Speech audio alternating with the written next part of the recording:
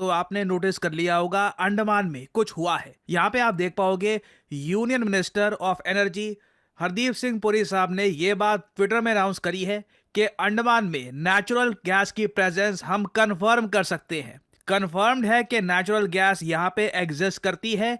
कितनी natural gas है, किस डेप्थ पे है, ये बात हमको जाननी है। और ओवरऑल आप अगर देखो तो इस डिस्कवरी से भारत की एनर्जी सिक्योरिटी को बड़ा बूस्ट मिलता है। याद रखिएगा ये डिस्कवरी एक ऐसे टाइम में हुई है जब Bharat energy. Welcome to career 247, मैं हूं प्रशांत धवन और इस वीडियो में हम बात करने वाले हैं अंडमान नेचुरल गैस डिस्कवरी के बारे में।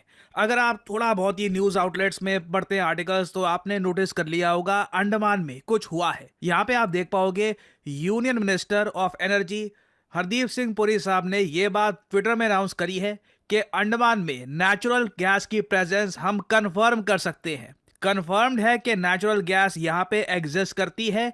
कितनी नेचुरल गैस है, किस डेप्थ पे है, ये बात हमको जाननी है। और ओवरऑल आप अगर देखो तो इस डिस्कवरी से भारत की एनर्जी सिक्योरिटी को बड़ा बूस्ट मिलता है। याद रखिएगा ये डिस्कवरी एक ऐसे टाइम में हुई है जब भारत एनर्जी को लेकर एक बहुत ही बड़ी प्रॉब्लम फेस कर रहा है। मैं आपसे सवाल पूछता हूं, जो आज के समय हम प्रॉब्लम फेस कर रहे हैं रशियन ऑयल से रिलेटेड, कि यूएस कह रहा है कि जी रशियन ऑयल परचेज आपको नहीं करना, आप इससे ऑयल परचेज करिए या फिर इससे परचेज करिए। हम लोग कह रहे हैं ईरान से क्या परचेज कर सकते हैं, हम वेनेजुएला से परचेज कर सकते हैं।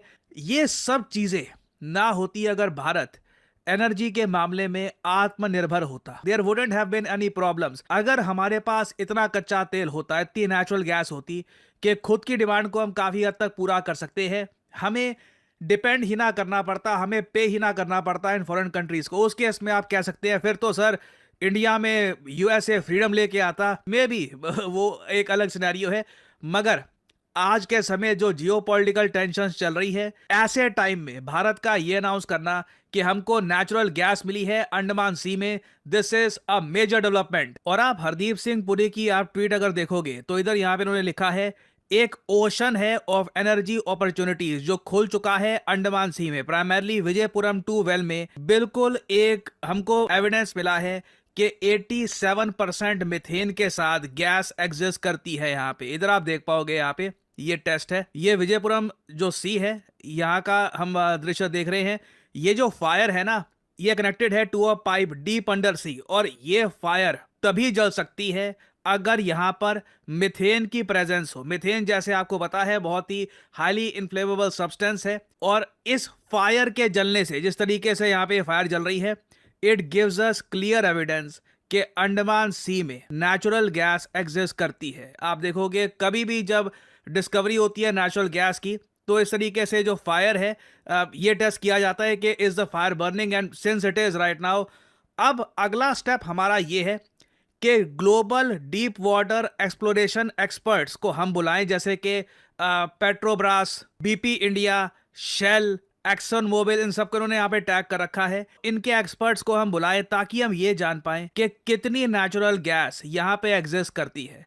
ऑलरेडी जो जानकारी हमको मिली है वो ये है कि जो इनिशियल प्रोडक्शन है टेस्टिंग का ऑफ द वेल, जो यहाँ पे ये नेचुरल गैस वेल है, ये करीब 2200 से लेकर 2550 मीटर्स के आसपास का है। अब क्वेश्चन यहाँ पर ये है कि साइज ऑफ गैस पूल कितना है और कमर्शियल वायबिलिटी कितनी है, मतलब कि क्या ये नेचुरल गैस हम आराम से निकाल पाएंगे या नहीं निकाल पाएंगे। और आप अगर वैसे रीजन के बाकी एग्जांपल्स देखो ना, जैसे कि म्यांमार में, इंडोनेशिया में जिस तरीके से नेचुरल गैस के रिजर्व्स मिले हैं, लगता तो यही है कि ये जेन्युइन एक जैकपॉट है भारत के लिए, क्योंकि ये जो पूरा एरिया है इंडियन ओशन का, या फिर मैं कहूं बे ऑफ बंगाल का, यहां पर बहुत सारी पॉकेट्स मिली हैं नेचुरल गैस की।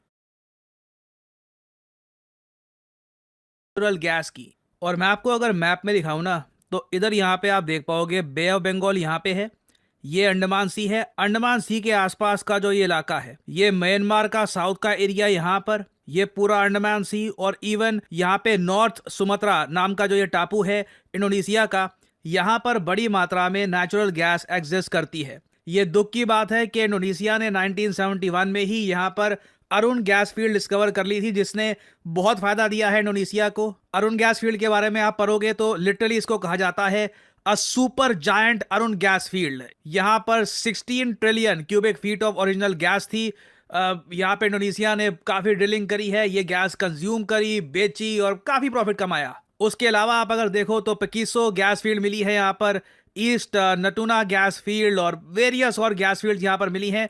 म्यांमार में आप अगर देखोगे तो इसी इलाके में जो मैंने आपको इलाका दिखाया है, यहाँ पर कॉन्स्टेंटली 1992 से लेकर साल 2004 में बहुत सारी गैस फील्ड्स मिली हैं। और म्यांमार ने ऑल्दो इन गैस फील्ड्स की डिस्कवरीज को इतना कैपिटलाइज किया नहीं है। अब चाइना यहाँ पर काफी इंटरेस्टेड है, बट इंडिया के केस में मैं कहूंगा अभी ना हमें पता ही नहीं है कि अंडमान सी के आसपास यहाँ पर भारत का जो एक्सक्लूसिव इकोनॉमिक जोन है, इधर कितनी नेचुरल गैस है, क्या यहाँ पे ऑयल भी है। अभी तक ऑयल मिला नहीं है वैसे, मगर यूजुअली देखा जाता है कि ऑयल भी ऐसी जगह पे एग्जिस्ट करता है।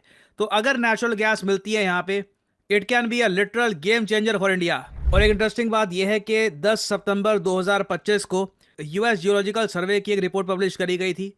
इन लोगों ने कहा है कि आज भी बहुत सारे अनडिस्कवर्ड कन्वेंशनल ऑयल और नेचुरल गैस रिसोर्सेज आपको मिलेंगे इन इंडिया एंड श्रीलंका। ये रिसोर्सेज अबंडेंटली यहाँ पे है around Arabian sea and bay of Bengal. अभी तो जिसकी हम बात कर रहे हैं, हम अंडमान की बात कर रहे हैं ना। अमेरिकन को भी अंदाजा था नहीं कि अंडमान में नेचुरल गैस की डिस्कवरी हो सकती है अंडमान सी के आसपास। और अभी तो ये लोग कह रहे हैं कि बहुत सारे बेसिन्स इंडिया के नॉर्थ ईस्ट में हैं, जो हमारा अरेबियन सी के आसपास का एरिया है, बे ऑफ बंगाल के आसपास का एरिया है। यहाँ पर बहुत सारे अनडिस्कवर्ड ऑयल और नेचुरल गैस के रिजर्व्स हैं जो भारत को बहुत हेल्प कर सकते हैं। अगर कभी भारत की हिस्ट्री में एक बहुत अच्छा टाइम आया था इन रिजर्व्स को ढूंढने का, इट इज नाउ। और अगर यहाँ पे आपका सवाल यह है कि रिसेंटली भी बहुत सारी डिस्कवरीज हुई थी, जैसे कि लिथियम की डिस्कवरी हुई थी, उसका क्या हुआ। जो ये हम बात कर रहे थे उत्तर प्रदेश के बालिया डिस्ट्रिक्ट में ऑयल डिस्कवर हुआ है। देखिए ओएनजीसी अभी भी एक्सप्लोर कर रही है कि उत्तर प्रदेश के बालिया डिस्ट्रिक्ट में कितना ऑयल है। ये प्रोसेस अभी भी चल रहा है। इससे रिलेटेड जानकारी मोस्ट प्रोबेबली कुछ समय बाद हमको मिलेगी। फिर मैं अगर बात करूं लिथियम की, देखो बिल्कुल लिथियम तो मिला है जम्मू कश्मीर यूनियन टेरिटरी में, मगर उसका अभी तक ऑक्शन हम प्रॉपरली कर नहीं पाए हैं। प्राइवेट कंपनीज को परहैप्स लगता है कि एक तो वहां पर माइनिंग कर पाना काफी रिस्की है, उसके अलावा परहैप्स जो लिथियम है धरती के काफी नीचे है, तो इसको एक्सट्रैक्ट करने में बहुत सारा पैसा लगेगा। बट स्टिल ये पॉसिबिलिटी भी अभी बनी हुई है कि in the future India lithium भी एक्सट्रैक्ट कर सकता है फ्रॉम कश्मीर, जैसे जैसे टेक्नोलॉजी और इंप्रूव होती है और भारत में जो एक्सट्रैक्शन का जो प्रोसेस है ये और ज्यादा इजी बनता है। तो अभी देखिए अंडमान सी से रिलेटेड जो जानकारी है मैं इसको क्लोजली फॉलो कर रहा हूं। कुछ अपडेट्स आती है इस नेचुरल गैस रिजर्व से रिलेटेड तो मैं आपके लिए अपडेटेड वीडियोस लाता रहूंगा। मैं आपको एक बहुत ही ज्यादा इंटरेस्टिंग बात बताता हूं। रिसेंटली एक आर्टिकल पब्लिश किया गया जहां पर यह लिखा था कि 12वीं करने के बाद एमबीबीएस इंजीनियरिंग के अलावा और कौन से हाईएस्ट पेइंग जॉब्स हैं। वेल यहाँ पे आप देख पाओगे सीधा सीधा यहाँ पे लिखा है data scientist, salary from 35 lakh to 75 lakh per annum. हालांकि मुझको ये बात ऐड करनी पड़ेगी, जो बात यहाँ पर लिखी है ये थोड़ा सा लेटर स्टेज में होता है, बट मैं आपको ये बता दूं भारत में डेटा साइंटिस्ट की जो कमी है, एंट्री लेवल जॉब्स आराम से 4 लाख से लेकर 6 लाख के आसपास की है। जी हाँ, मैं आपको रियलिटी बता रहा हूं। बाद में ऑफ कोर्स किसी में काफी स्किल है, एक्सपीरियंस गेन कर लिया है, आपने सही जगह काम किया, सही जगह आपने कंपनी चेंज करी, तो बिल्कुल you can even earn around 35 lakh 40 lakh rupees per annum. ये भी काफी हद तक देखा गया है। और अगर आपके माइंड में यहाँ पे सवाल ये है, ठीक है डेटा साइंटिस्ट, ठीक